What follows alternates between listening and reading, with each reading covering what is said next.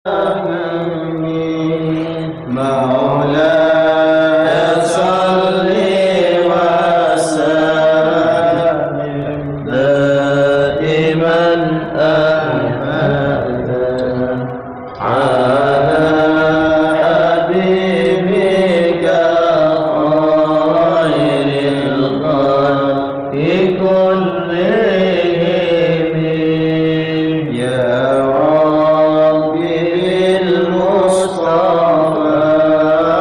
بلغ مقاصدنا واغفر لنا ما مضى يا واسع الكرم مولاي صل وسلم دائما أبدا على حبيبك خير الخلق كلهم بسم الله الرحمن الرحيم اللهم ارزقنا فهم النبي وحفظ المرسلين وإلهام الملائكة المقربين اللهم ارزقنا فهم النبي وحفظ المرسلين وإلهام الملائكة المقربين اللهم ارزقنا فهم النبي وحفظ المرسلين وإلهام الملائكة المقربين. Assalamualaikum warahmatullahi wabarakatuh. Waalaikumsalam warahmatullahi wabarakatuh. Alhamdulillahi rabbil alamin wa bihi nasta'inu ala umuri dunya waddin. Wassalatu wassalamu ala asyrafil anbiya'i wal mursalin wa ala alihi wa sahbihi ajma'in. Amma ba'du. Alhamdulillah, walaupun seharian hujan kita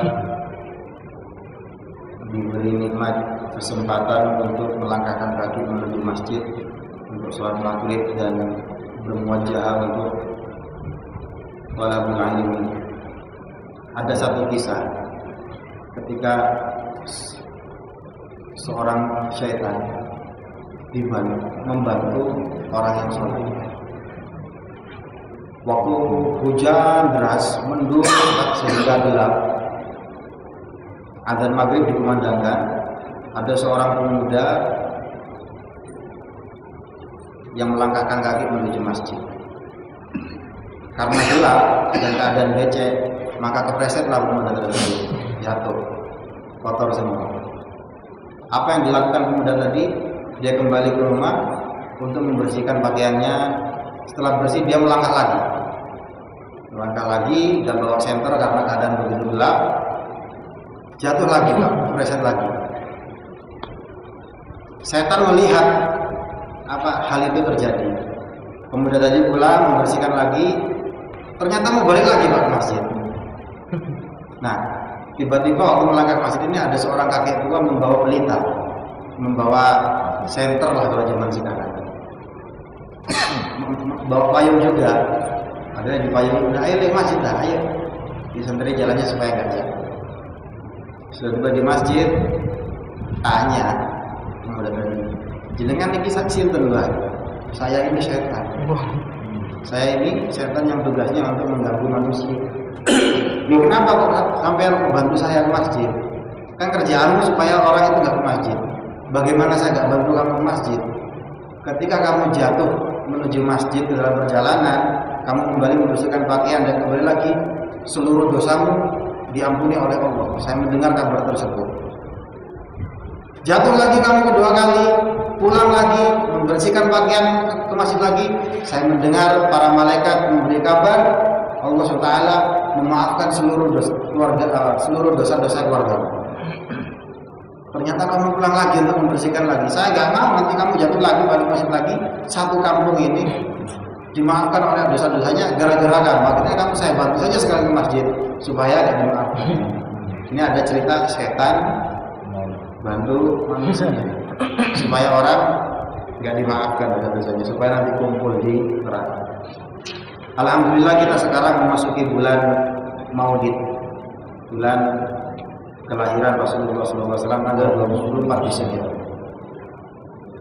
Ini tepat kita mengkaji meneruskan kemarin mengkaji kitab Wasailul Wusul ila Syama'il Rasul. Syekh Al-Alim Al-Allamah Syekh Yusuf bin Ismail An-Nabhani. Al-Bab Rabi, bab keempat, fi sifati akli Rasulullah sallallahu alaihi wasallam wa syurbihi. Bab yang menerangkan tentang sifat makannya Rasulullah, tata caranya makannya Rasulullah, wa syurbihi dan minumnya Rasulullah, wa naumihi dan bagaimana Rasulullah kalau tidur. Wa fihi, dan dalam bab ini ada sittatu fusulin, ada 6 bab. Al-faslul awal, fasal yang pertama, fi sifat Aisyah sallallahu alaihi wasallam wa khubzihi. Bab yang menjelaskan tentang sifat kehidupan Rasulullah sallallahu alaihi wasallam wa khubzihi, dan roti, makanannya Rasulullah, roti. An Simak bin Harb rahimahullahu taala, dari Simak bin Harb, semoga Allah merahmatinya, qala, beliau berkata, sami'tu an-Nu'man bin Bashir radhiyallahu taala anhuma, saya telah mendengar dari Nu'man bin Bashir radhiyallahu taala anhuma, sahabat. Kalau Simak bin Harb menyebut punya guru namanya Nu'man bin Bashir radhiyallahu anhu, ini sahabat.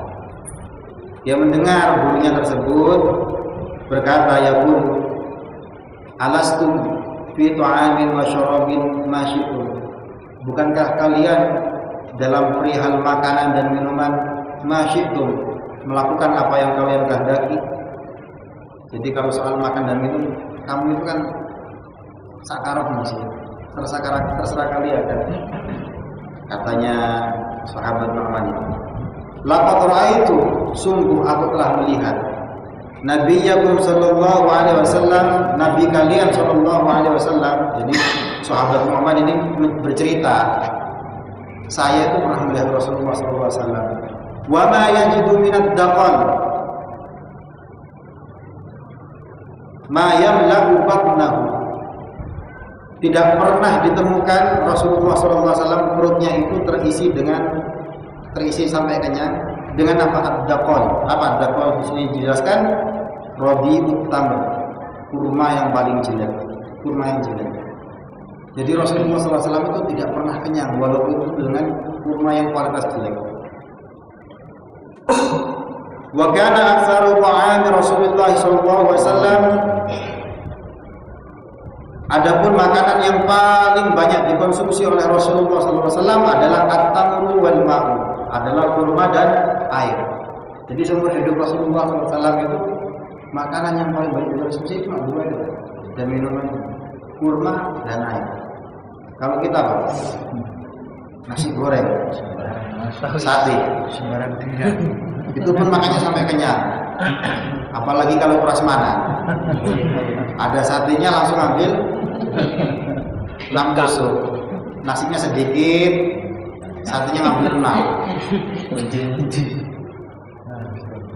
Dulu waktu saya kecil kalau tasyakuran Agustusan nih, makan sama anak-anak, makan ayam, ada nasi, itu anak-anak sepakat. Yang dimakan duluan itu bukan nasinya, ayamnya. Kalau sudah tinggal sedikit baru nasinya. Jadi lebih banyak lauknya daripada nasinya.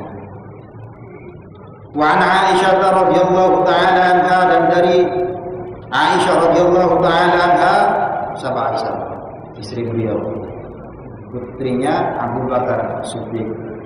Qalat, beliau bercerita, kunna ala Muhammadin namkuthu syahran, kami keluarga Muhammad namkuthu syahran, pernah tinggal selama 1 bulan. Ma nastauqidu binarin, tidak pernah menyalakan api. Jadi pernah keluarganya Kanjeng Nabi itu selama 1 bulan nggak nyalakan api. In huwa illa tamru wal ma'u, kecuali kurma dan air.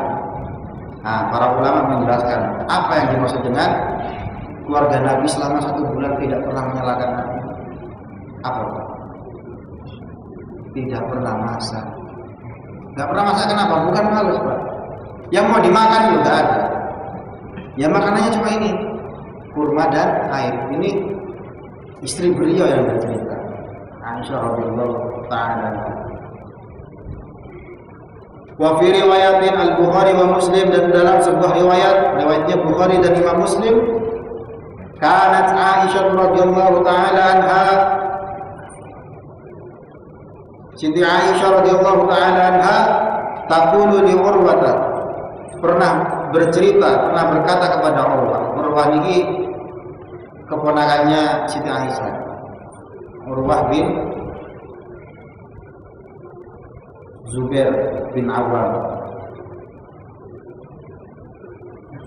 menikah dengan saudaranya Siti Aisyah. Wallahi ya bna ukhti, demi Allah wahai putranya saudariku. Ini katanya Aisyah kepada Urwah. Urwah, wallahi demi Allah, wahai saudaranya, wahai anaknya saudariku, wahai ponakanku, in kunna lananzuru ilal hilal thummal hilal thummal hilal. Kami pernah melihat hilal, apa hilal? Bulan sabit. Thummal hilal, kemudian bulan sabit berikutnya. Thummal hilal, kemudian bulan sabit berikutnya. Jadi 3 kali bulan sabit. Salatati ahillati, 3 bulan sabit, 3 hilal fi syahraini, dalam 2 bulan. Jadi sekarang tanggal berapa bulan sabit? Bulan sabit sekarang ke bulan sabit kemudian itu 1 bulan. Oke, bulan sabit kemudian ke berikutnya lagi 1 bulan lagi, berarti 2 bulan. Wa ma uqidu fi abyadi Rasulullah sallallahu alaihi wasallam narun, dan kami tidak wa uqidu fi abyadi Rasulullah sallallahu alaihi wasallam, dan tidak dinyalakan dalam rumah-rumahnya Rasulullah apa narun api. Jadi rumahnya Rasulullah, abyadi Rasulullah, rumahnya Rasulullah. Rasulullah itu kan rumahnya bukan hanya satu, istrinya dikasih rumah satu atau rumah satu. Di rumahnya ini sampai 2 bulan itu Pak, tidak pernah nyalakan api, tidak pernah masak, kecuali tadi itu kurma dan air. Qala, kemudian Urwah radhiyallahu anhu berkata, qultu, aku bertanya, ya khala, wahai bibi, famakana yu'ayyishukum, lalu apa yang menghidupimu wahai bibi? Keluarganya Muhammad terus hidup bagaimana orang-orang Mesir? Qala, lalu berkata Siti Aisyah, al-aswadani, 2 hal yang hitam. Apa itu? At-tamru wal ma', kurma dan air. Nah, kenapa kok dinamakan al-aswadani, 2 hal yang hitam? Padahal air itu enggak hitam. Nah, 2 hal yang hitam ini menunjukkan 2 kepahitan hidup, 2 ketidakenaan hidup. Peteng, pokoknya loro iku sing peteng itu enak tangan. Saking tidak enaknya. Wa an Abi Thalhah radhiyallahu ta'ala anhu, dan dari sahabat Abu Thalhah, semoga Allah meridhoinya, qala, beliau berkata, syakauna, kami mengadu, kami curhat, ila Rasulillah sallallahu alaihi wasallam, kepada Kanjeng Nabi Muhammad sallallahu alaihi wasallam. Curhat tentang apa? Al-jum'ah, tentang lapar. Jadi Abu Thalhah ini pernah lapar. Curhat ke Kanjeng Nabi. Curhatnya bagaimana? Wa rafa'na an butunina, dan kami mengangkat perut kami, bajunya dibuka, memperlihatkan perutnya. An hajarin, di perutnya ini ada apa? Ada batu, satu batu maksudnya. Tapi dikatakan an hajarin itu saking laparnya. Jadi orang dulu itu pada masa Nabi Muhammad SAW itu kalau lapar, nggak ada makanan, batu itu diikat, disambungkan. Untuk apa? Supaya nahan perut. Supaya ada yang ganjel. Kalau kita kan kalau nggak ada makanan, ganjelnya apa? Ganjelnya sari roti. Ganjelnya pakai pisang goreng. Kalau kita, nah, pada masa Kanjeng Nabi dulu, baik Rasulullah ataupun para sahabatnya, kalau ganjil makanan pakai batu di luar. Nah, jadi sahabat Abu Thalhah ini curhat, ya Rasulullah, ngangkat gitu, ada batu. Kemudian apa yang dilakukan Rasulullah? farafa'a Rasulullah sallallahu alaihi wasallam an batni an hajrain. Kemudian Rasulullah sallallahu alaihi wasallam juga mengangkat perutnya. Apa yang ada di sana? Hajrain, ada dua batu. Luwindi karo aku. Nah ini Rasulullah ini pemimpin, Pak. Kalau sekarang kan pemimpin enak, dilayani. Padahal Sayyidul Qaum Qadim. Seharusnya pemimpin suatu kaum itu ya Qadim, harusnya dia yang melayani. Nah ini diberikan contoh oleh Kanjeng Nabi. Ada sahabatnya yang lapar, aku juga lapar nih, malah diobati. Nah zaman sekarang ini kan gampang memberi contoh, cuma sulit untuk menjadikan diri kita sebagai contoh. Ini contoh gampang, itu contoh dulu. Ngandani itu gampang, kasih contoh itu gampang. Tapi menjadikan diri kita sendiri sebagai contoh itu sulit. Hati-hati kalau gitu. Ini namanya kabur maqtan indallah yang dosa besar. Mengatakan sesuatu yang dia tidak melakukannya. Wa qala al-Imam At-Tirmidzi, dan berkata Imam Tirmidzi rahimahullah, wa ma'na qaulihi, dan adapun makna maksud dari ucapan wa rafa'na an butunina an hajarin, kami mengangkat perut kami dan memperlihatkan batu. Maksudnya apa? Wa kana ahaduhum yashuddu fi batnihi al-hajar min al-juhdi wad-du'fi alladhi bihi min al-ju'. Karena perutnya ini dalam kondisi yang sangat amat lapar sekali, sangat lemah sekali. Sampai-sampai mereka curhat. Kalau nggak lapar-lapar banget izin mau curhat terus. Ini sudah benar-benar lemes. Mau apa itu, bingung mau makan, nggak tahu mau makan apa, akhirnya curhat. Saking laparnya ini.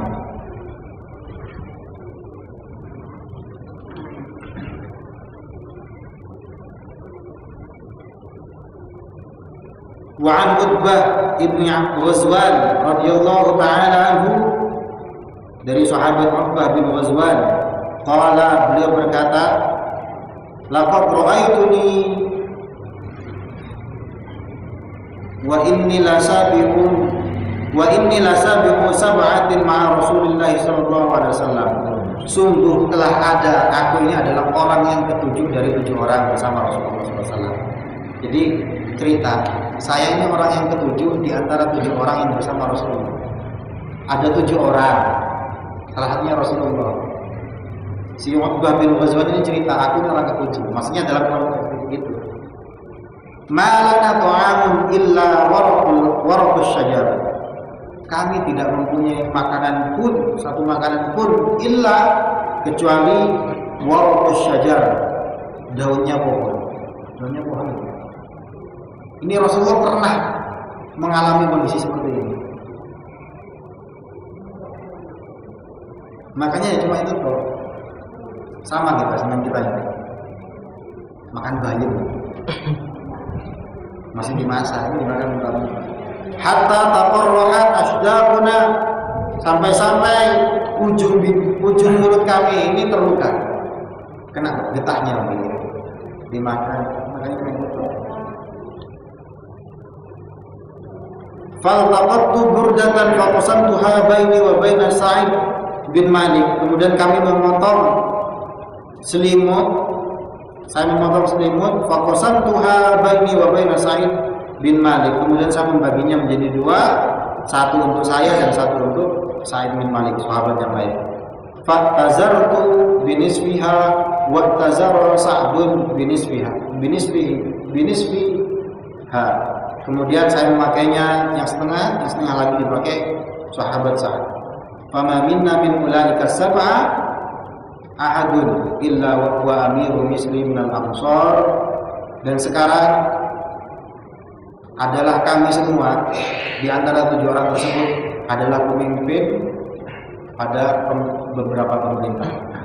Nah ini dulu itu Solo, sekarang sudah memimpin masing-masing wilayah. Wa an Anas radhiyallahu ta'ala anhu qala dari sahabat Anas, semoga Allah meridhoinya, dia bercerita, qala Rasulullah sallallahu alaihi wasallam, Rasulullah sallallahu alaihi wasallam bersabda, laqad khiftu fillahi, sungguh aku telah ditakut-takuti, diteror, fillahi, dalam fisabilillah, dalam perjuangan fisabilillah ini aku ditakut-takuti, aku diteror. Wa ma yukhafu ahadun, dan tidak seorang pun ditakut-takuti apa diteror seperti aku. Jadi kan Nabi kan dulu kan suka diteror. Kaum Quraisy nggak berani karena masih memandang kakeknya. Kakeknya nggak ada, masih memandang Abu Thalib pamannya, masih sungkan, mau ganggu itu sungkan. Walau uditu fillahi, dan sungguh aku telah disakiti fillahi, maksudnya dalam perjuangan sabilillah ini, wa ma yu'da ahadun, dan tidak seorang pun disakiti seperti ini. Walau qatat alayya 30 min baini lailatin wa yaumin, dan sungguh telah datang kepadaku, telah aku rasakan 30 min baini lailatin wa yaumin, 30 malam 30 hari. Jadi saya pernah merasakan 30 hari 30 malam, maliya wala bilalin ta'amun, yang mana saya dan Bilal bersama Bilal tidak mempunyai makanan pun, ya'kuluhu dzu kabidin, yang mana bisa dimakan. Dzu kabidin ini yang bisa dimakan oleh hewan atau manusia. Jadi tidak ada makanan yang bisa dimakan oleh manusia ataupun hewan yang ada pada saya dan Bilal, katanya Rasulullah, illa kecuali syai'un, sesuatu, yuwarihi ibtu Bilalin, yang disembunyikan di ketiaknya sahabat Bilal. Jadi saya itu gak punya makanan, kata Nabi. Bilal juga gak punya makanan yang bisa dimakan oleh manusia ataupun hewan, kecuali yang disembunyikan oleh Bilal di bawah ketiaknya. Maksudnya apa ya? Di bawah ketiaknya di gini kan? Itu saking sedikitnya. Kalau bawa banyak kan gini. Iya. Kalau sedikit ya sedikit ini kan, sedikit. Saking sedikitnya.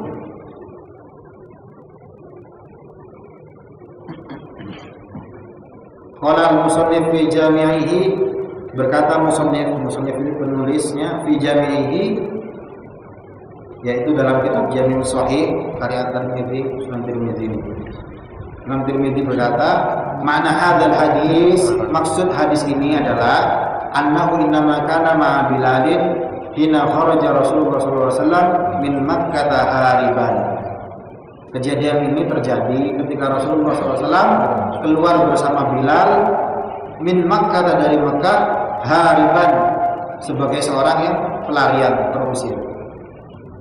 Wa ma'a Bilalin minat ta'am, dan bersama Bilal ada makanan mayuarihi tahta ibtihi, yang disembunyikan di bawah ketiaknya, saking sedikitnya. Fakana sallallahu alaihi wasallam la yajtami'u indahu al-khubzu wal lahm. Rasulullah itu tidak pernah menggabungkan roti dan daging. Kalau orang sana kan makannya roti, bukan beras. Di Turki itu sama, makanannya roti. Beras itu ada, cuma cara masaknya beda. Kalau kita beras dikasih air jadi nasi. Kalau mereka beras dikasih masaknya pakai minyak, bukan pakai air. Sudah agak matang baru dikasih air, terus dikasih garam. Bukan makanannya, soalnya makanannya roti. Orang Arab juga gitu, makanannya roti. Rasulullah tidak pernah menggabung roti dan daging. Coro kita ini tidak pernah makan nasi pakai daging digabung. Fil ghada'i wal asya'i, baik dalam makan siang, wal asya'i, makan malam. Makan siang tak pernah makan kayak campuran kayak gitu. Makan malam juga tak pernah kayak gitu. Illa kecuali idza kana indahul adyafu, kecuali apabila Rasulullah mempunyai tamu. Wa yajma'uhuma, maka Rasulullah menggabungkan keduanya. Jadi makanannya enak kalau ada tamu, untuk menghormati tamu. Kalau kita Pak, Assalamualaikum gitu sih. Nah, jangan ini nagih tagihan motor. Diintip dulu. Wa an Naufal bin Iyas al-Hudali rahimahullah taala, dan dari Naufal bin Iyas al-Hudali semoga Allah merahmatinya, qala beliau berkata, Naufal bin Iyas ini tabi'in. Kana Abdurrahman bin Auf radhiyallahu taala anhu lana jalisan. Pernah suatu saat sahabat Abdurrahman bin Auf radhiyallahu anhu ini bersama kami duduk-duduk. Wa kana ni'mal jalis, dan sungguh itu adalah apa ya? Duduk-duduk yang paling baik, yang paling bagus lah. Kenapa? Karena duduk bersama sahabat. Wa innahu qalaba bina dzata yaumin, kemudian sahabat Abdurrahman bin Auf ini kembali kepada kami pada suatu hari, hatta idza dakhalna baitahu, kemudian sampai kami masuk ke rumahnya. Jadi tabi'in ini masuk ke rumahnya Abdurrahman bin Auf. Dakhala faghtasala, beliau masuk kemudian mencuci tangan. Tsumma kharaja, kemudian beliau keluar.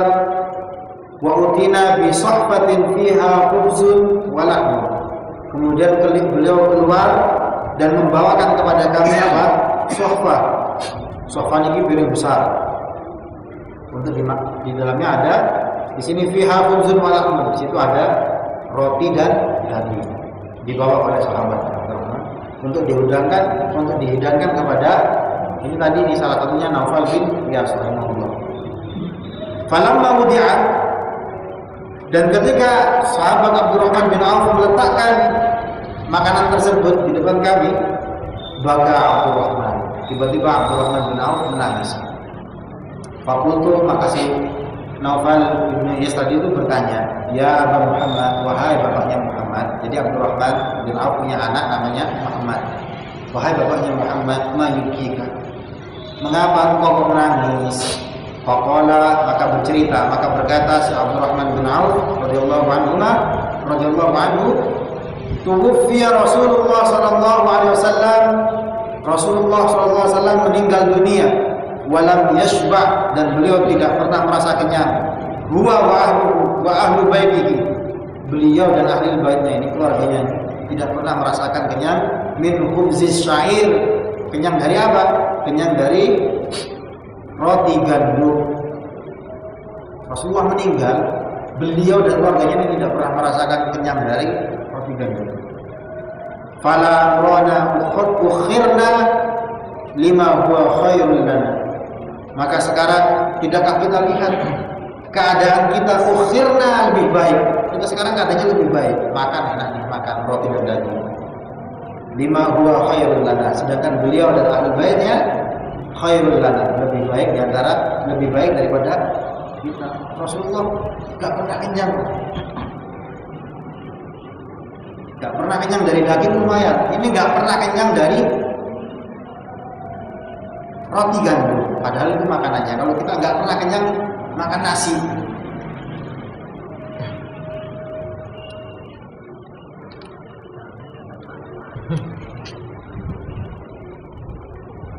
Akhrajat Tirmidzi min hadis Abi Umamah. Imam At-Tirmidzi mengeluarkan sebuah hadis dari Abu Umamah, anna Nabiy sallallahu alaihi wasallam, sesungguhnya kanjeng Nabi Muhammad sallallahu alaihi wasallam qala, berkata, "Arada alayya Rabbi, Tuhanku telah memperlihatkan kepadaku atau telah menawarkan kepadaku, liyaj'alani, untuk menjadikan kepadaku apa? Badha amat, kata padang pasir Mekah." Jadi Rasulullah bilang, Allah itu telah menawarkan kepadaku agar padang pasir Mekah, liyaj'alani badha amat, kata zahaban, padang pasir Mekah ini menjadi emas. Untuk Rasulullah ditawarkan, mau enggak?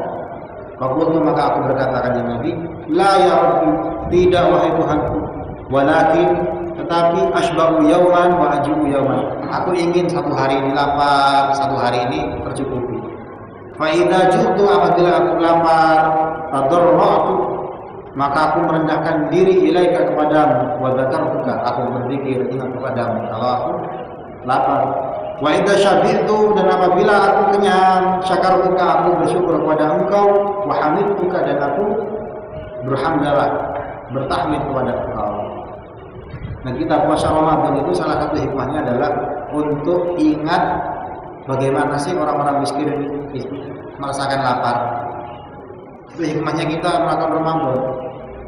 Tetapi kalau kita Ramadan lapar, pas buka puasa langsung balas dendam. Nah, itu terlihat. Kalau puasa bulan Ramadan itu ada satu tayangan televisi yang paling ditunggu-tunggu. Apa Pak? Adzan maghrib. Di depan TV itu nunggu. Ini yang paling cepat ini yang mana? Jadi puasa justru nggak ingat, ya apa sih orang miskin ini lapar. Mereka bagaimana sih susah makannya. Di sini dulu ada namanya Iman, kenal? Tasikmalaya, anak dari Tasikmalaya. Itu ketemu abah di Tasikmalaya waktu jualan es. Ditawarin sama abah, ayo ke sini di sekolah mau. Pas makan di sini diajak ke mana? Satu tempat makan ayam, Pak. Makan ayam lah enak. Apa yang terjadi sama dia? Dia nangis. Loh, kenapa kok nangis? Ditanya. Kenapa kok nangis? Bagaimana saya nggak nangis? Saya di sini enak-enak makan ayam.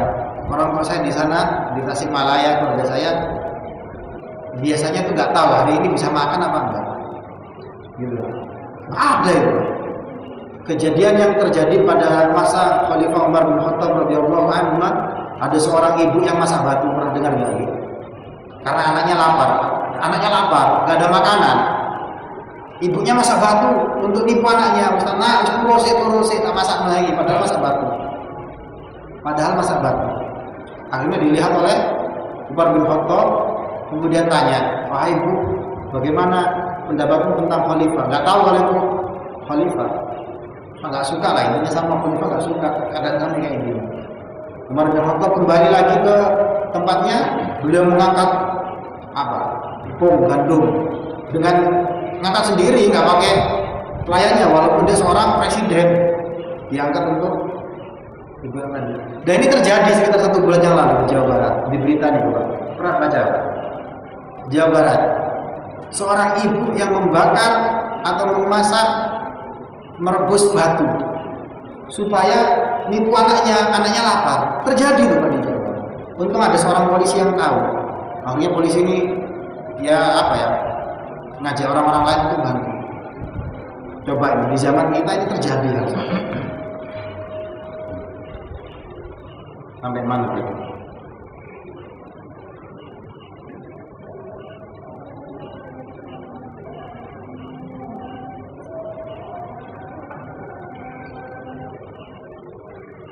Wa an Sahal bin Sa'ad radhiyallahu ta'ala anhuma, dan dari sahabat Sahal bin Sa'ad, annahu qila lahu, pernah ditanya oleh seseorang,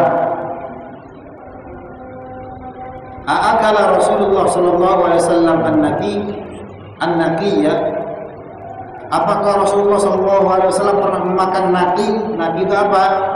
Dijelaskan di sini tepung yang sudah dihaluskan ya Pak, yang ditapis. Jadi kalau cuma tepung terus dibuat adonan kan masih kasar. Sama kayak beras, kalau nggak bersihkan kadang pas makan anak ono watune ya Pak. Ya. Nah, ini juga ada kalau tepung begitu kan. Naqi namanya sudah. Faqala Sahal, kemudian Sahal berkata, "Ma'a Rasulullah sallallahu alaihi wasallam an-naqiyya hatta laqiya Allah azza wa jalla." Anjing, saya ini Rasulullah itu tidak pernah melihat naqi, tidak melihat yang tepung yang dihaluskan ini, hatta laqiya Allah azza wa jalla, sampai Rasulullah bertemu dengan Allah Ta'ala, sampai meninggal Rasulullah itu nggak pernah melihat naqi. Faqila lahu, kemudian ditanya lagi, hal kanat lakum manahid ala ahdi Rasulullah sallallahu alaihi wasallam, apakah pada masa Rasulullah itu ada penyaringan untuk nyaring tepung Pak supaya halus? Qala, kemudian berkata, makanat lana manahid, waktu kami dulu itu nggak ada manahid, nggak ada saringan, itu nggak ada, makanya kasar itu. Qila, lalu ditanya lagi, kaifa kuntum tasna'una bi syair, lalu bagaimana kamu membuat gandum?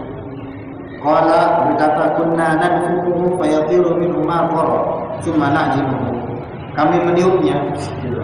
Maka terbanglah yang terbang, fayabiru minhu ma tara, maka terbanglah yang terbang, tsumma najidu, kemudian kami membuat adonan dengannya.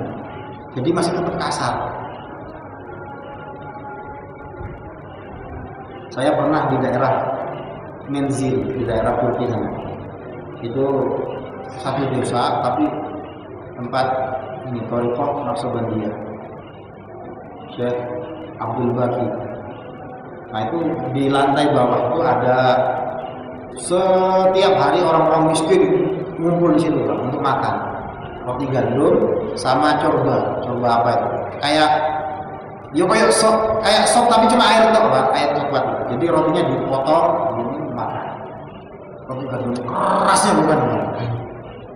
Ya roti gandum ada yang lembut, biar di Indomaret ada itu 13.000. Tapi kalau yang di Turki sana roti gandum keras, apalagi yang di Menzil itu kerasnya bukan main.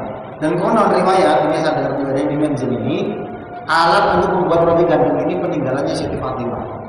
Jadi ono berkati. Saya waktu datang itu langsung dikasih 5 atau berapa. Pas kayak waktu ini. Satu saja saya nggak habis. Sudah tak kuat-kuatkan itu Pak. Nyuplai lah ya. Dicelupkan itu masih keras, dimakan. Itu contoh. Itu yang sudah dihaluskan. Pada zaman Rasulullah belum dihaluskan. Wa Nabi Hurairah radhiyallahu anhu qala, Abu Hurairah bercerita, "Ma syabi'a Muhammadin sallallahu alaihi wasallam," keluarganya Kanjeng Nabi itu tidak pernah kenyang. Min ta'amin, dari makanan, salasata ayyamin tibaan, 3 hari berturut-turut, hatta kubur, sehingga Rasulullah SAW meninggal. Seumur hidup keluarganya Kanjeng Nabi itu tidak pernah 3 hari berturut-turut kenyang. Pernah terjadi seperti itu. Rawahul Bukhari wa Muslim, riwayat Bukhari wa Muslim. Sudah mau isya. Ini tak singkat. Wa fi Syifa, dan dalam kitab Asy-Syifa lil Qadhi Iyad rahimahullah taala, musannifnya Al-Qadhi Iyad rahimahullah. An Aisyah radhiyallahu anha qala, dari Ummul Mukminin Aisyah radhiyallahu anha, beliau bercerita, lam yamtali jawfun Nabi sallallahu alaihi wasallam shiba'an qat. Perutnya Kanjeng Nabi itu tidak pernah terisi dengan penuh, tidak pernah terisi dengan kenyang.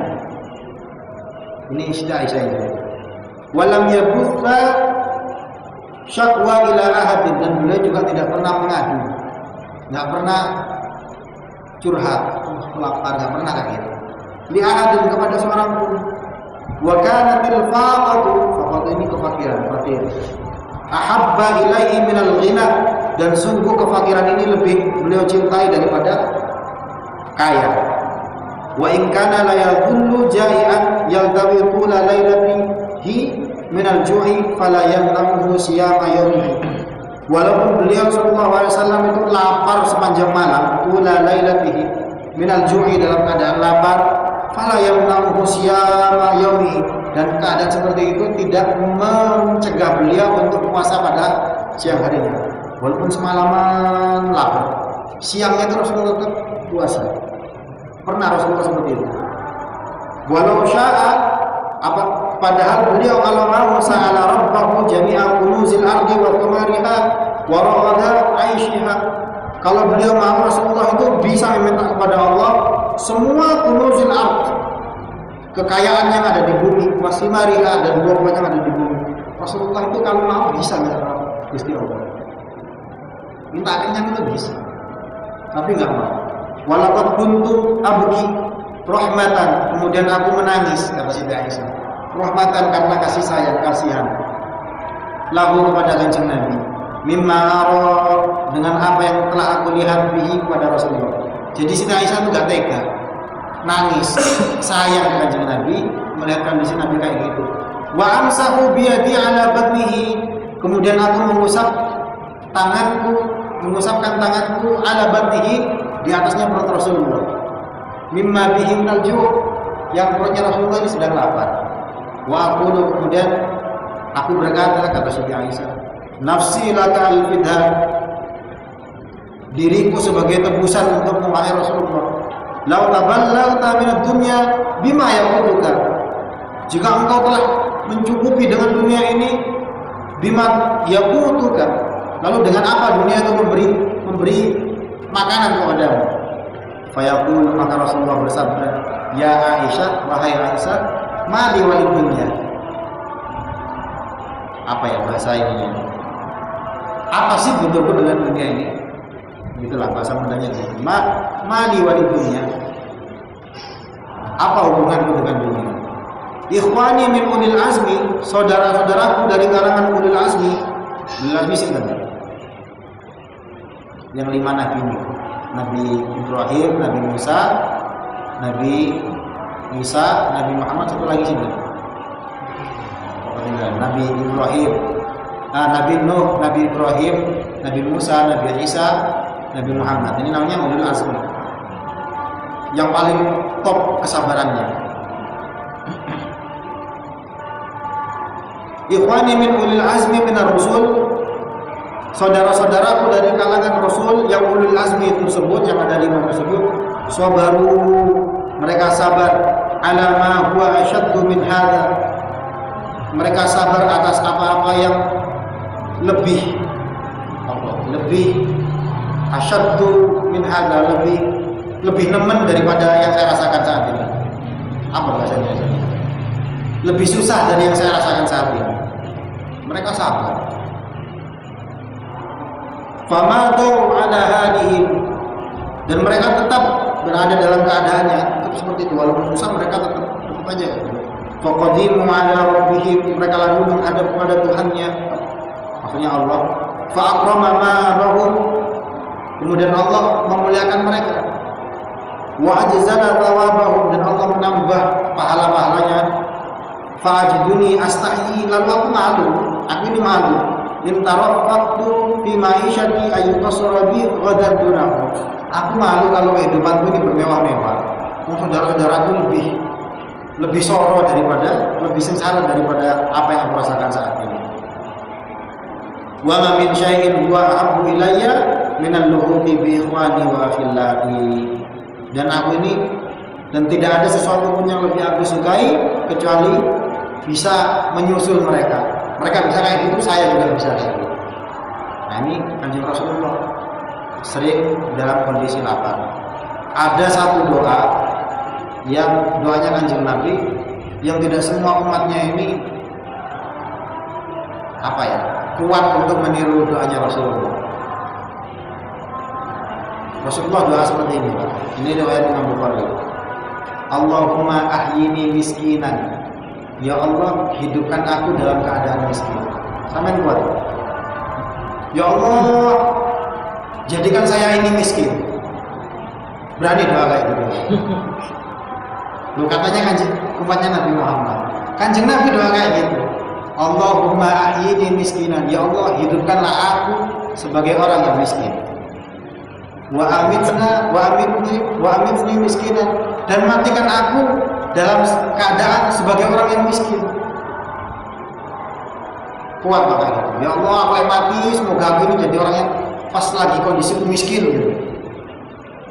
Sekarang tanah untuk kubur aja bayar kok, gimana? Mikir-mikir. Wahsyurni fi zumratil masakin. Ya Allah, dan kumpulkanlah aku bersama kelompok orang-orang yang miskin. Nah, ini doanya Kanjeng Nabi. Yang umatnya ini kalau mau doa atau ketika Kanjeng Nabi ini mikir-mikir. Ya Allah, jadikan aku orang miskin. Ya Allah, matikan aku sebagai orang yang miskin. Ya Allah, ini masukkan aku ini termasuk orang-orang yang miskin. Nah, ini Rasulullah. Dan ini terbukti dalam riwayat Bukhari, Imam Bukhari, Rasulullah SAW, tufiya Rasulullah SAW, wa dir'ahu murtahanatun. Ketika Rasulullah SAW meninggal, baju perangnya Rasulullah itu dalam keadaan digadaikan inda Yahudiyin, kepada seorang Yahudi. Jadi Rasulullah itu pernah menggadaikan baju perangnya kepada seorang Yahudi, inda Yahudiyin, kepada seorang Yahudi, bi thalathina so'an min syairin, digantikan dengan apa? 30 sok. 30 sok itu takarannya orang Arab sana, apa? Dengan gandum.